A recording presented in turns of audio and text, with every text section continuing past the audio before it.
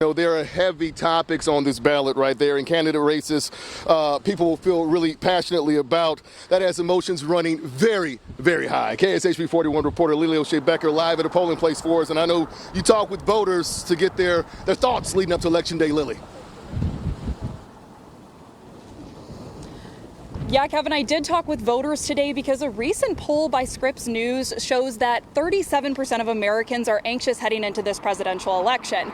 So we headed over to this polling site in Kansas City, Missouri to talk with voters about how they're feeling. Here's what they had to say. It keeps you up at night, actually.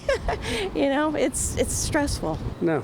No? I'm positive. I mean, I was stressed, but now I'm just kind of like excited to see what happens. St. Luke's clinical psychologist Dr. Katie Harry says there's a science behind the anxiety felt by some Americans. The human brain doesn't like uncertainty. We like information, it's a problem-solving machine, and there's a ton of uncertainty around the election. Brendan O'Neill says he gets anxious every election cycle, but that this election is different. I think we've gone a place in our country with the toxicity in politics that I never thought we would go, and I just kind of want that to disappear. Dr. Harry says it can feel like your brain is flooded with election information.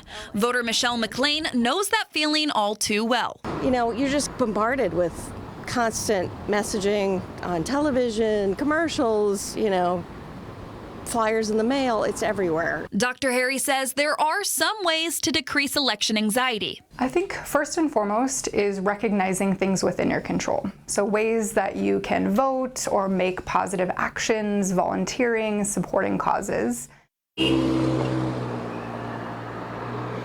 Yeah, and Dr. Harry says limiting your exposure to election coverage can also help. She says 30 to 60 minutes a day is a good rule of thumb. Reporting in Kansas City, Missouri, Lily O'Shea Becker, KSHB 41 News. Back to you guys.